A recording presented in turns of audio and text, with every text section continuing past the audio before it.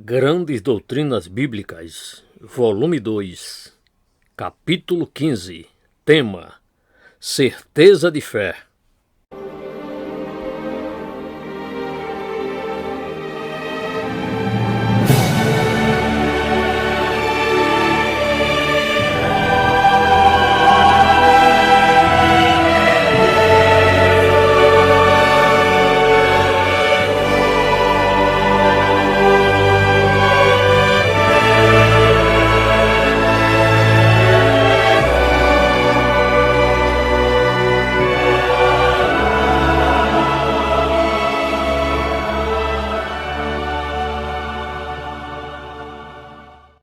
O tema ao qual agora chegamos não só é tratado muito frequentemente nas Escrituras, mas de nosso ponto de vista prático é uma vez mais de grande importância. Refiro-me à relação entre fé e certeza, ou como às vezes é conhecido, a certeza de fé. Esta não é só uma questão prática, é aquilo que às vezes tem deixado as pessoas perplexas, e às vezes é a causa de considerável infelicidade. Estamos focalizando-a porque ela é uma das doutrinas, porém, como constantemente recordo-lhes, não as consideramos meramente com o intuito de envolver-nos em problemas intelectuais. A intenção por trás desta série é que nosso conhecimento prático de Deus seja aprofundado e enriquecido. Portanto, estamos realmente tratando de algo que é tanto experimental quanto a uma doutrina ensinada nas Escrituras. Ora, há pessoas que afirmariam que a certeza nesta vida é impossível para o cristão. Isso, por exemplo, é o ensinamento da Igreja Católica Romana, a qual considera esta doutrina da certeza como um dos mais perniciosos e repugnantes ensinamentos do protestantismo. Todo o ensinamento da Igreja Católica Romana, e ele emana, penso, do que temos visto do ponto de vista católico romano acerca da fé e de muitas outras doutrinas, é que os cristãos não podem ter certeza nesta vida. O melhor que podem fazer é confiar-se à Igreja Mãe. Ora, isso não é certeza, porquanto são mantidos, por assim dizer, permanentemente, dependentes da Igreja e dos sacramentos. Mas esta ideia de que os cristãos podem ter alguma certeza interior é para eles completamente detestável e uma heresia perigosíssima. No entanto, esse ponto de vista é defendido não somente pelos católicos romanos. O movimento teológico associado com o nome do professor suíço Karl Barth, indubitavelmente, um dos mais poderosos teólogos do século XX, neste ponto coincide com a Igreja Católica Romana. Barth também abomina completamente e denuncia esta ideia da certeza da salvação, e ele é muito consistente com seu próprio sistema de teologia ao proceder assim. Penso ser bom que tenhamos isso em mente, visto que frequentemente encontramos boas pessoas evangélicas aplaudindo o barthianismo, e certos pregadores barthianos deixam de compreender que negar a possibilidade de certeza da salvação faz parte essencial de sua posição.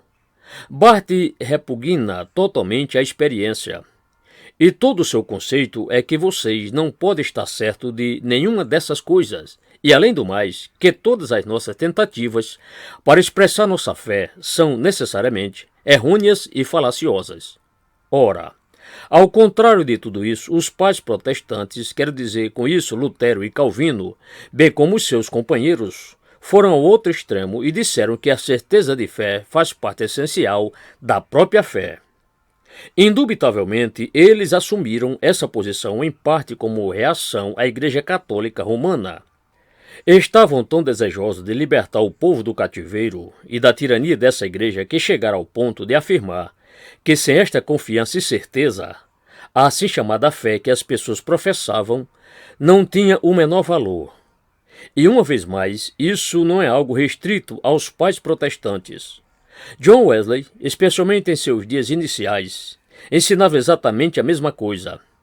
Ele, havendo tido sua experiência em Aldersgate Street, ensinou bem definidamente por alguns anos que a fé deve produzir uma espécie de certeza semelhante àquela que ele mesmo havia recebido, Unicamente essa era a verdadeira fé.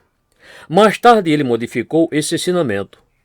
É interessante aqui observar que a atitude desses diferentes mestres para com a certeza de fé entra em desacordo com suas várias outras diferenças. John Wesley, o arminiano, ensinou que esta certeza era essencial.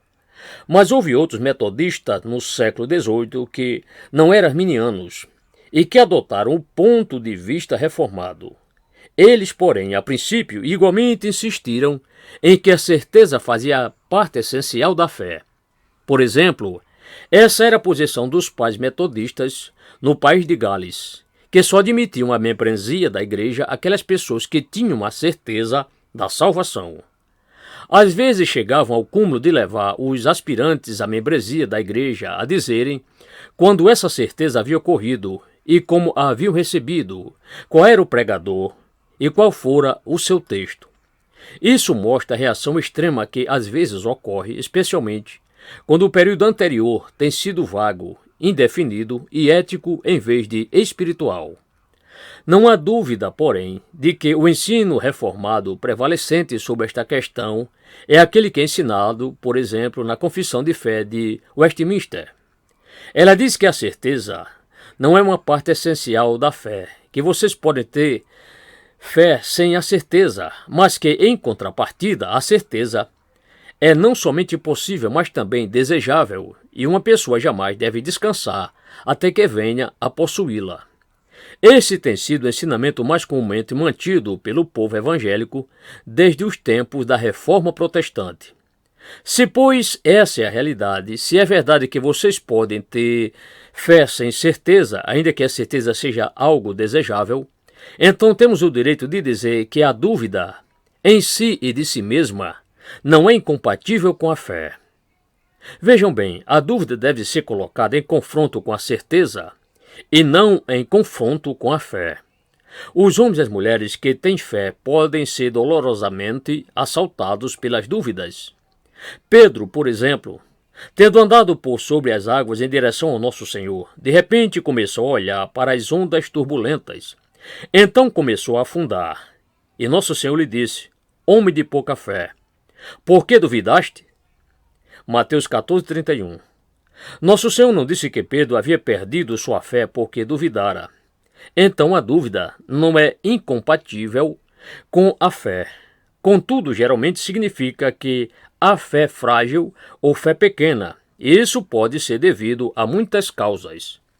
Pode ser devido ao pecado. Se as pessoas cristãs caem em pecado, passam a ter certo sentido de condenação, e isso, por sua vez, provavelmente, conduzirá à dúvida. Não significa que tenham perdido sua fé, porém que podem muito bem estar numa condição de dúvida, até que o pecado seja confessado, renunciado e tudo volte ao normal. A fé permanece, mas é frágil e incerta, e eles são vítimas da dúvida por algum tempo. Entretanto, a dúvida pode ocorrer também devido a certo mal-entendido da real natureza da fé. As pessoas às vezes não compreendem que fé é algo ativo, algo que deve ser aplicado. Tome a pergunta de Nosso Senhor aos discípulos no barco. Ele se pôs a dormir, e eles concluíram que iriam perecer. O Senhor, porém, virou-se para eles e disse-lhes, com efeito: onde está a vossa fé? Vocês a possuem, mas não a estão aplicando. Mateus 8:26. Ora, se as pessoas não compreendem que a fé tem de ser aplicada, que ela envolve certa atividade, por enquanto poderão muito bem ser vítimas da dúvida. E da mesma forma, devemos entender que a fé tem de apropriar-se. A fé tem que apoderar-se da verdade, e essa é também uma forma de atividade. Se permanecemos num estado puramente passivo, esperando que algo aconteça, então a probabilidade é que a dúvida seja mais proeminente que a fé. Mas se compreendemos que a fé se apropria, se apodera, livra-nos-emos de nossas dúvidas, e então nossa fé se tornará forte. Então a próxima afirmação seria que, segundo as Escrituras, é possível evidentemente ter fé sem certeza. Minha fonte autorizada para dizer isso é o que Pedro diz: Portanto, irmãos, procurai mais diligentemente fazer firme a vossa vocação e eleição, 2 Pedro 1,10.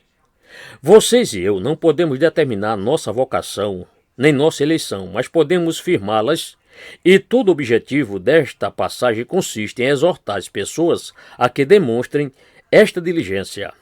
Acrescentai à vossa fé a virtude, diz ele, e à virtude o conhecimento, e ao conhecimento a temperança, e a temperança a paciência, e a paciência a piedade, e a piedade a fraternidade, e a fraternidade a caridade. 2 Pedro 1, versos 5 a 7. E Pedro imprime isso em nós. Vocês terão sua franca entrada no reino eterno de nosso Pai, se pertencerem ao povo de Deus. Sim, mas se querem uma abundante entrada, essa é a expressão do versículo 11, se vocês querem entrar com esta bendita certeza, então deve fazer que sua vocação e eleição sejam firmadas. Obviamente, pois, o que está implícito é que vocês podem ter sua fé mesmo sem a certeza. Daí a exortação de Pedro para possuirmos a certeza. Ou também, essas coisas de João vos escrevo, a vós que credes no nome do Filho de Deus, para que saibais que tendes a vida eterna. 1 João 5,13. A tradução da Everyday Version desse versículo é muito melhor do que a Authorized Version King James. Essas coisas que vos tenho escrito é para que saibais que tendes a vida eterna, a vós que credes no nome do Filho de Deus. Essa tradução põe a ênfase no fato de que João não está se dirigindo a incrédulos. A carta não foi escrita a pessoas de fora do mundo, e sim aos membros da igreja. São crentes, sim, mas João escreve a fim de que saibam que têm a vida eterna. Ele quer que eles também tenham certeza. É óbvio, pois, que podemos ter fé sem certeza. Do contrário, esta carta jamais precisaria ter sido escrita. A seguir, a quarta afirmação é, creio eu, um ponto interessantíssimo. Obviamente, em conexão com qualquer espécie de fé, por mais frágil, por mais tênue, por mais imatura, por menor que seja, deve haver uma certa quantidade de conhecimento e, portanto, de confiança, de certeza. Alguém poderia dizer, isso, porém, contradiz o que você acaba de dizer? Bem, superficialmente, assim parece. Deixe-me, porém, explicar. Na última preleção, concordamos que a fé deve necessariamente e por implicação crer em algo. Não é possível ter fé num vácuo. Fé implica que, de alguma forma, vocês creem com sua mente e manifestam assentimento intelectual quanto à verdade que é ensinada na palavra de Deus. Vocês não podem crer sem conhecer o que creem. Portanto, ao crerem nessas coisas sobre Deus, sobre nosso Senhor e sobre a salvação, há certo sentido em que vocês devem ter um mínimo de certeza, de conforto e de confiança. E, no entanto, eu não chamaria isso de genuína certeza de fé. Qual, pois, é a diferença? Podemos fazer a seguinte colocação. O que acabo de descrever é o que chamaria certeza objetiva. E existe diferença entre certeza objetiva e subjetiva. Uma vez mais, o clássico exemplo disso é o próprio John Wesley. Antes do incidente em Aldgate Street, quando sentiu aquele fogo estranho em seu coração, João Wesley cria na verdade e sabia que era autêntica. Essa era uma certeza objetiva. O que ele não tinha, porém, até aquela noite, era a certeza subjetiva, o elemento interno. Ora, recordo que certa vez isso me foi posto de forma muito gráfica por um velho pregador que jazia no leito de enfermidade. Ele sentia-se infeliz e lhe perguntei o que o atribulava. Bem, disse-me, estou absolutamente certo, de todo o meu ser, da verdade que sempre preguei. Então, o que há de errado? Perguntei. Bem, disse ele, embora esteja certo dela, não estou feliz sobre seu registro aqui, apontando para o seu coração. É isso aí. Ele tinha absoluta certeza objetiva, no entanto, não estava certo, não estava feliz, na esfera de sua certeza subjetiva. E essa é uma maneira proveitosa de visualizar a questão, porquanto percebo que há muitas pessoas nessa mesma posição. Dizem que não tem dúvida alguma no tocante à verdade propriamente dita e, no entanto, afirmam muito corretamente: sim, mas não me sinto satisfeito em meu próprio íntimo, com minha própria certeza. A genuína certeza, naturalmente, inclui ambas as certezas, a objetiva e a subjetiva. E assim somos conduzidos à próxima grande pergunta: quais são as bases da certeza? O que tenho em mente agora é a certeza completa, tanto subjetiva quanto objetiva, tanto interna quanto externa. A primeira dessas bases é o ensino da palavra de Deus. João afirma: quem crê no Filho de Deus, em si mesmo, tem o testemunho. Nota então: quem a Deus não crê, mentiroso o fez, porquanto não creu no testemunho que Deus de seu Filho deu. E o testemunho é este: que Deus nos deu a vida eterna, e esta vida está em seu Filho. 1 João 5, versos 10 e 11. E assim, a primeira base de minha certeza é que ela está declarada aqui na palavra. Vocês encontrarão o mesmo ensinamento em João 3,33. Mas o que aceitar o seu testemunho, o testemunho da verdade, esse confirma que Deus é verdadeiro. Portanto, ao crermos, estamos pondo nosso selo sobre a verdade e afirmando: Deus é verdadeiro. E o que ele diz é verdadeiro. Ponho meu selo sobre esse fato. É outra forma de declarar que, se não creio, estou virtualmente dizendo que não creio em Deus, que Deus é mentiroso. Assim, pois, o que Deus disse?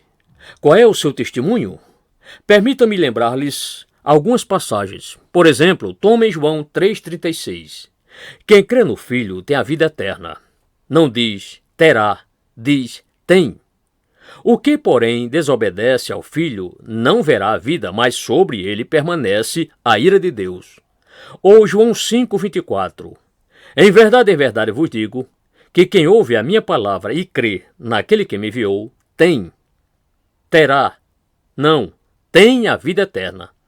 E não entra em juízo, mas passou da morte para a vida. Isso é, uma vez mais, muito categórico. Então prossigam para João 6,47. Em verdade vos digo, aquele que crê tem agora a vida eterna. Tomem aquele versículo de Atos. A ele todos os profetas dão testemunho de que todo o que nele crê receberá a remissão dos pecados pelo seu nome. Atos 10,43. No momento em que creem nele, você recebe remissão de pecados. E igualmente, Paulo, pregando em Antioquia da Pisídia, diz: e de todas as coisas de que não pudestes ser justificados pela lei de Moisés, por ele é justificado todo o que crê. Atos 13,39. Essas, pois, são as primeiras bases. Aqui tenho essas declarações das Escrituras, as quais já aceitei como a palavra de Deus. Elas fazem afirmações categóricas sobre aqueles que creem nestas coisas. Garantem que, se creem, já estão de posse da vida eterna. De modo que encaro essas declarações e digo: portanto, já tenho a vida eterna. As Escrituras assim o dizem. Se não creio nisso, estou declarando que Deus é mentiroso. Essa, porém, é só a primeira base da certeza, e quero salientar isso. Há, infelizmente, certas pessoas que diriam que esta é a única base, que nada mais é necessário, e se recusam a ir além disso. Ora, considero tal ponto de vista como sendo algo extremamente perigoso. Mais adiante consideraremos a falsa certeza, as falsas bases da certeza. E não estou certo, mas é provável que esta seja uma delas, de parar neste ponto. Oh, sim, você parte desse ponto. Você deve começar com ele, e ele deve estar aí. Mas há uma espécie de instrução que chega às pessoas e lhes diz: isso é o que as Escrituras dizem. Vocês concordam? Se respondem sim, então a instrução diz: muito bem, com vocês não é problema. E são deixados justamente nisso. As Escrituras, porém, não nos deixam nisso. Aquele capítulo de 1 João que tenho citado não nos deixaria nisso. Ele nos relata que certa vez houve algumas pessoas que eram membros da igreja e que agora haviam saído porque realmente não lhe pertenciam. Todavia, Houve um tempo quando diziam que criam em todas essas coisas e, sem dúvida, eram perfeitamente felizes. Saíram dentre nós, diz João, mas não eram dos nossos, porque, se fossem dos nossos, teriam permanecido conosco.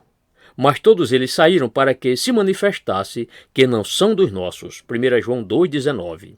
Assim, pois, temos uma segunda base de certeza, a qual podemos com razão chamar a prova da vida. As Escrituras me dizem que, se eu creio, tenho a vida eterna. Então pergunto, há certas provas que posso aplicar a mim mesmo para assegurar-me de que realmente já obtive a vida eterna? Sim, aqui estão elas novamente nesta primeira epístola de João. A primeira consiste em crer que Jesus é o Cristo. Todo aquele que crê que Jesus é o Cristo é nascido de Deus. 1 João 5, verso 1. Eis a evidência de que vocês nasceram de Deus. Definirei isso um pouco mais detalhadamente mais tarde. A segunda grande prova de João consiste em amar os irmãos. Nós sabemos que já passamos da morte para a vida porque amamos os irmãos. 1 João 3,14. Isso é bom, não é verdade? Em virtude de preferir estar reunido com outros cristãos, em vez de estar num cinema, amo os irmãos, e tudo fica bem comigo. Mas espere um momento, sejamos prudentes. João define o que tenciona com amar os irmãos. Inclui o que afirmamos, mas isso não basta. João prossegue. Nisto conhecemos o amor, que Cristo deu a vida por nós, e nós devemos dar a vida pelos irmãos. 1 João 3,16. Isso faz parte do amar os irmãos. Quem, pois, tiver bens no mundo, e vendo seu irmão necessitado, lhe fechar o seu coração, como permanece nele o amor de Deus? Filhinhos, não amemos de palavra nem de língua, mas por obras e em verdade. Versículo 17 e 18. Sim, significa desfrutar sua companhia e seu companheirismo, mas deve incluir esse lado prático também, se a necessidade surgir. O amor é prático, sempre. Ele realiza coisas. Portanto, sejamos criteriosos para que apliquemos as Escrituras a nós mesmos literal e completamente. A seguir, a terceira prova que João apresenta consiste em guardar seus mandamentos. Ele o coloca assim, e nisto sabemos que o conhecemos, se guardamos os seus mandamentos. 1 João 2, verso 3. João prossegue repetindo isso, e no 5º capítulo ele diz, porque este é o amor de Deus, que guardemos os seus mandamentos, e os seus mandamentos não são penosos. Verso 3. Portanto, quando leem sua Bíblia e se deparam com ela dizendo que não façam certas coisas e que façam outras, isso vai contra a natureza? Vocês acham que é penoso? E estão pondo essas coisas em práticas? Essa é uma prova se temos vida ou não. E então a última prova de que temos a vida eterna consiste em ter o Espírito. E nisso, João afirma no último versículo do 3º capítulo, e nisso conhecemos que ele permanece em nós, pelo Espírito que nos tem dado. Isso produz uma pergunta muito importante, não é verdade? Como sabemos se temos ou não recebido o Espírito? É importante do ponto de vista experimental desta maneira. As Escrituras nos ensinam que o dom do Espírito Santo é o selo que temos da herança da qual tomaremos posse. Paulo diz, no qual também vós, tendo ouvido a palavra da verdade, o evangelho da vossa salvação, e tendo nele também crido, fostes selados com o Espírito Santo da promessa, o qual é o penhor da vossa herança, para a redenção da possessão de Deus, para o louvor da sua glória. Efésios 1, versos 13 e 14. Como sei que vou tomar posse da gloriosa herança? Bem, eis minha resposta. O Espírito Santo em meu íntimo é o selo do documento que declara que sou herdeiro. E, da mesma forma, em 2 Coríntios 1, 22, Paulo chama o Espírito o penhor. Ora, penhor é uma garantia, algo posto em suas mãos com a declaração. Eu lhe dou isto como uma antecipação, você terá o restante, mas lhe dou isto como um penhor, o selo. Ademais, porém, Como posso saber exatamente se Deus me deu o dom do Espírito? Aqui estão algumas das respostas que vocês encontrarão nas Escrituras. O próprio fato de que cremos verdadeiramente que Jesus é o Cristo, o próprio fato de que cremos na doutrina a respeito dele, a qual eu expus na última preleção que fiz, ao tratar da pessoa de Cristo na doutrina da expiação e assim por diante. Crer realmente nisso é uma prova que já recebemos o Espírito. Porquanto a inclinação da carne é inimizade contra Deus. Romanos 8, verso 7. Mas se alguém não tem o Espírito de Cristo, esse tal não é dele. Romanos 8, verso 9. A totalidade do argumento de Romanos capítulo 8 prova esse fato. O homem natural, o homem carnal, não pode crer. Ele não quer crer. E também em 1 Coríntios capítulo 2 encontramos o mesmo argumento. O homem natural não aceita as coisas do Espírito Santo, verso 14. Nenhum dos príncipes deste mundo conheceu, porque, se a conhecessem, nunca crucificariam o Senhor da glória, verso 8. E por que não reconheceram? Porque não tinham o Espírito.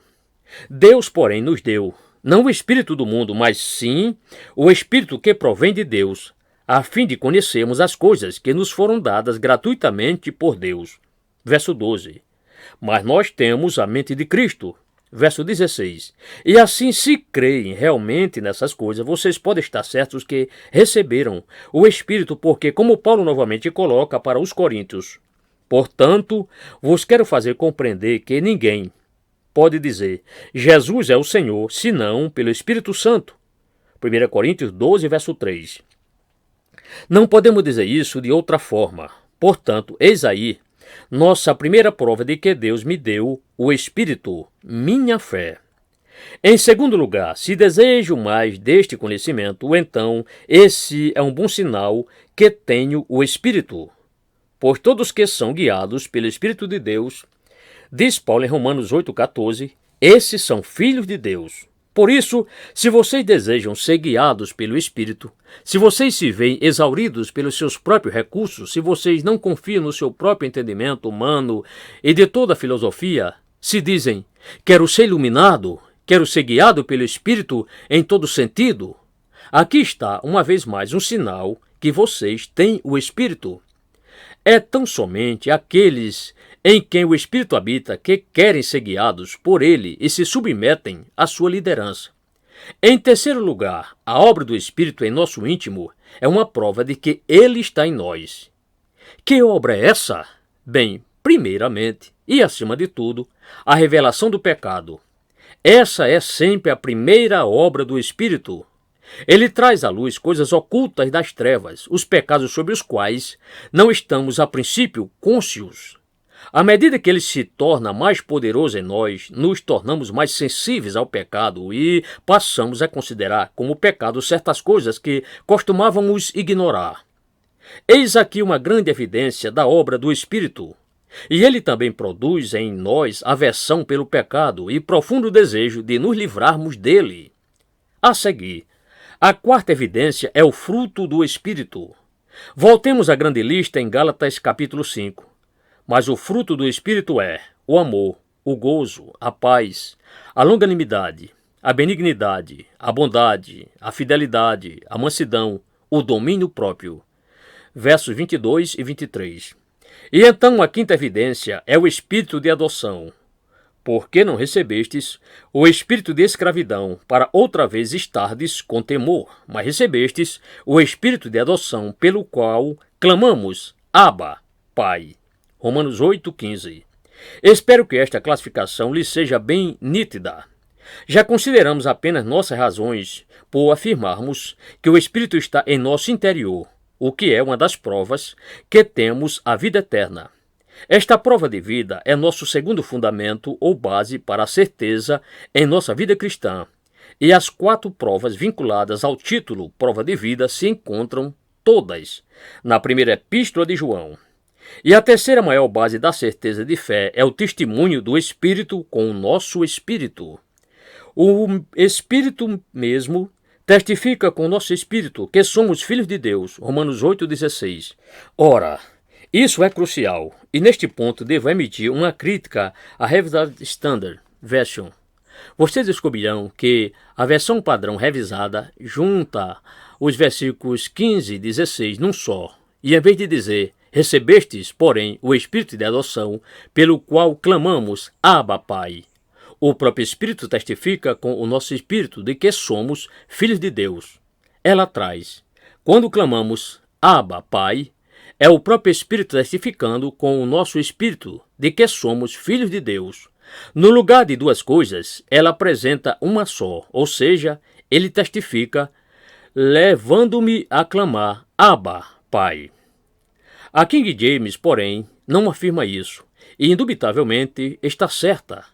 Essas duas coisas são separadas e distintas. O espírito de adoção é algo que está em nossos espíritos. Aliás, Paulo disse o seguinte, pois todos que são guiados pelo Espírito de Deus, esses são filhos de Deus. Porque não recebestes o espírito de escravidão, para outra vez estardes com temor, mas recebestes o espírito de adoção, pelo qual clamamos, Abba, Pai. Versículos 14 e 15. O testemunho do Espírito Santo, porém, com o nosso espírito é algo diferente, algo adicional, um testemunho. Notem bem que Paulo aqui não diz que é dado através de vosso espírito, mas o Espírito testifica com o nosso espírito. Nossos espíritos clamam, Abba, Pai. Sim, e não devemos dizer que isso é o Espírito dando testemunho em mim. Meu espírito clama, Abba, Pai. Sim, mas além disso, o Espírito Santo testifica com o meu espírito. Ele não testifica a ele. Meu espírito faz uma coisa e o Espírito Santo faz algo complementar. Reiterando, isto é importantíssimo. Esta é, para mim, um dos picos mais altos da vida cristã. É algo muito difícil de se descrever, e todavia o Senhor falou bastante sobre ele. Vocês encontrarão o registro em João capítulo 14, quando começa a introduzir seu ensinamento concernente ao Espírito Santo. Vocês o encontrarão dizendo ali que ele e o Pai viriam para nós e fariam em nós sua habitação. Verso 23. É sobre isso que estou falando. É isso que o Espírito faz. Quando o Espírito Santo, o outro Consolador, houver chegado, o efeito será que o Pai e o Filho virão para nós e farão em nós sua morada. Na verdade, nosso Senhor usa outra palavra que é notabilíssima. Em conexão com esse mesmo ensino, ele diz, aquele que tem os meus mandamentos e os guarda, esse é o que me ama. E aquele que me ama será amado de meu Pai, e eu o amarei e me manifestarei a ele. Verso 21. Ele se manifestará de uma maneira espiritual a tal pessoa. E isso é algo realizado pelo Espírito Santo, acerca de quem ele está falando. Em seguida temos nos primeiros capítulos do livro de Apocalipse afirmações acerca do maná escondido e da pedra branca, que são conferidas aos crentes, e acerca do nome escondido, um nome novo. Ninguém mais o entende. Eles não sabem nada sobre essas coisas, mas os crentes sabem. Isso é o Espírito testificando com o Espírito deles. Aliás, Paulo já o dissera em Romanos capítulo 5, quando disse, o amor de Deus está derramado em nossos corações pelo Espírito Santo que nos foi dado. Verso 5. Portanto, o que é isso? É algo difícil de se expressar em palavras, mas é uma operação do Espírito Santo dentro de nós, a qual é definida e distinta, e por meio da qual ele nos dá compreensão e consciência do Senhor vivo. Cristo se nos manifesta e o conhecemos por uma espécie de intuição interior. Além de tudo, o que cremos sobre ele pela fé. Ele se nos torna real. Sinto-me muito gratificado em citar a oração de Hudson Taylor sobre esta questão. Senhor Jesus, faze-te para comigo uma viva e esplendente realidade, mais presente a penetrante visão da fé, do que qualquer objeto externo que possa ser visto, mais querido, mais intimamente relacionado do que o mais amável vínculo terreno. É isso aí. É algo do qual o povo de Deus tem testificado desde os dias mais remotos. Ora, aqui está a base máxima, a base final da certeza. Ela consiste de certo conhecimento, porquanto ele é real para nós, visto que se nos manifestou segundo sua promessa. E é interessante observar os servos de Deus que testificam a esse respeito. Uma vez mais, ela ultrapassa todas as diferentes escolas de teologia. Lutero desfrutou de uma experiência dela. Jonathan Edwards também desfrutou e Whitefield também, igualmente Wesley, Finney e Moody. Em muitos aspectos, eles não pertenceram às mesmas escolas teologicamente falando. No entanto, todos eles, sem exceção, testificaram dessa experiência que o Espírito Santo lhes dera quando testificou com seus espíritos e a sentiram de forma irresistível. Moody estava descendo uma rua na cidade de Nova York quando essa experiência lhe sobreveio. Ele ergueu suas mãos e orou a Deus para que a interrompesse.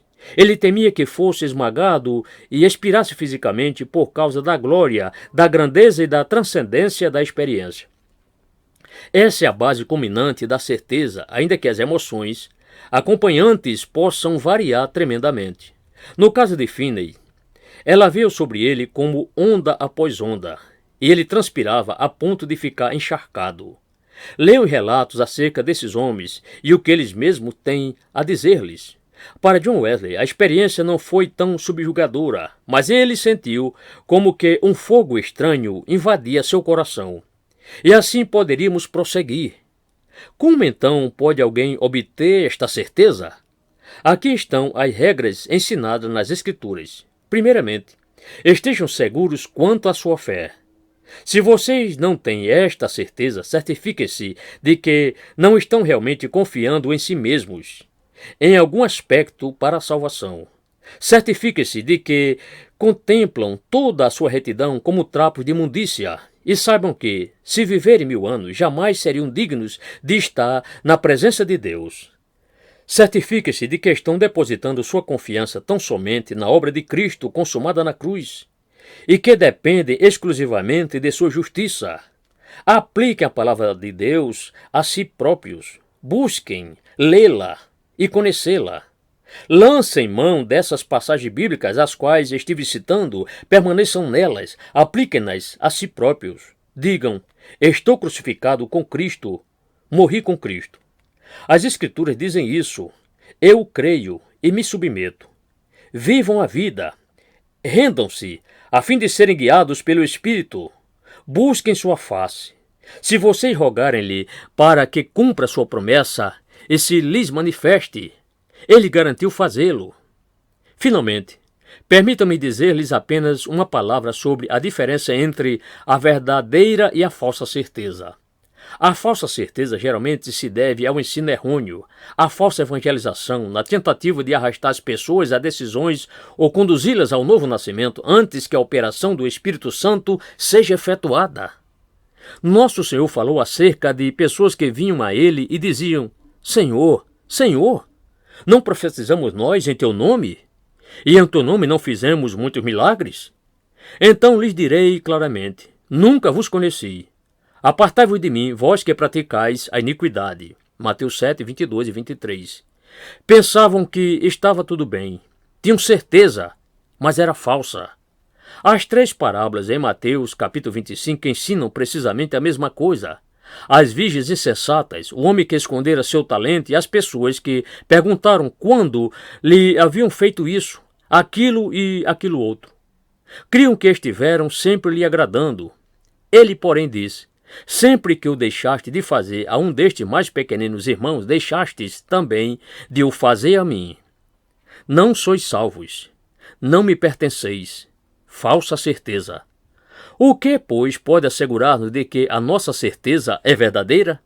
Eis aqui as características de uma certeza genuína. Primeira, final e perene, humildade. Os cristãos que possuem a verdadeira certeza não dizem que esta é uma vida boa e divertida, nem que estão desfrutando muito dela. Não e não. Existe sempre um espírito de humildade nos filhos de Deus, visto que sabem o que são e que tudo devem a Ele. Se sua certeza não os torna humildes, então rogo a vocês que examinem novamente as bases. Voltem às Escrituras. A verdadeira certeza sempre produz humildade. Ela tem também um efeito prático sobre o caráter e o viver. Ela conduz ao gênero de vida retratado na primeira epístola de João. Outra excelente prova é esta. Se vocês se descobrem fazendo um autoexame, esse é um sinal de uma certeza genuína. As pessoas que cultivam a falsa certeza não gostam de autoexame. Obviamente que não, porquanto ele as fará infelizes. Ele irá estremecê-las e não querem isso. Mas as pessoas que possuem a genuína certeza se preocupam tanto em ser absolutamente corretas que se opõem a examinar-se. Paulo diz, antes subjugo o meu corpo, para que, depois de pregar a outros, eu mesmo não venha a ficar reprovado. 1 Coríntios 9, 27. Ele se autoexaminava constantemente. E em 2 Coríntios 3, verso 5, ele exorta os coríntios. Examinai-vos a vós mesmos, se permaneceis na fé, provai-vos a vós mesmos. E o cristão é feliz em proceder assim. Em 1 Pedro, capítulo 4, somos informados, porque já é tempo que comece o julgamento pela casa de Deus. E se o justo dificilmente se salva, onde comparecerá o ímpio pecador? Versículos 17 e 18. Ora, os verdadeiros cristãos andam em reverência e piedoso temor. Não existe neles jovialidade carnal. São pessoas humildes que andam na luz dessas verdades. E, acima de tudo, aqueles que possuem verdadeira certeza estão sempre se esforçando para uma conformidade mais estreita com Cristo. Para conhecê-lo, diz Paulo, e o poder da sua ressurreição e a participação dos seus sofrimentos, conformando-me a ele na sua morte. Não julgo que o faça alcançado. Mas uma coisa faço, é que, esquecendo-me das coisas que atrás ficam e avançando para as que estão adiante, prossigo para o alvo pelo prêmio da vocação celestial de Deus em Cristo Jesus. Filipenses 3, versos 10, 13 e 14. E o cristão está sempre fazendo assim. As pessoas que possuem verdadeira certeza têm sempre um crescente desejo de ser mais e mais semelhantes a ele. Sim, diz João, e todo o que nele tem esta esperança purifica-se a si mesmo, assim como ele é puro. 1 João 3, verso 3. Finalmente, ouçam a Whitefield descrever como sua extraordinária certeza, esse testemunho direto do Espírito, lhe foi concedido. Ele estivera buscando esta certeza por longo tempo, e então caiu enfermo. Escreve, aspas, este ataque de enfermidade continuou por 7 semanas, e ela me foi uma gloriosa visitação, pois o bendito Espírito esteve todo esse tempo purificando minha alma. Todos os pecados grosseiros e notórios, e até mesmo minha pecaminosidade mais profunda, estavam agora postos diante de mim nitidamente, dos quais fiz algumas anotações imediatamente, e os confessei diante de Deus de manhã e à noite. Ainda que enfraquecido, às vezes gastava 2 horas em meu recolhimento crepuscular e orava sobre meu testamento grego e sobre as mais excelentes contemplações do Bispo Hall a todo momento que minha saúde permitia. Perto do fim de 7 semanas e após ter gemido sob uma inexprimível pressão, tanto do corpo quanto da mente, por mais de um ano, aprove a Deus libertar-me da seguinte maneira. Certo dia, percebendo uma incomum secura e uma desagradável viscosidade em minha boca, e usando coisas para amenizar minha sede, porém em vão, veio-me à mente que, quando Jesus Cristo clamou, tenho sede, seu sofrimento chegara ao fim. Nisso eu me senti debilitado no leito, clamando, tenho sede, tenho sede. Logo após isso, descobri que minha saúde havia voltado, que me libertara do peso que tão fortemente me oprimia.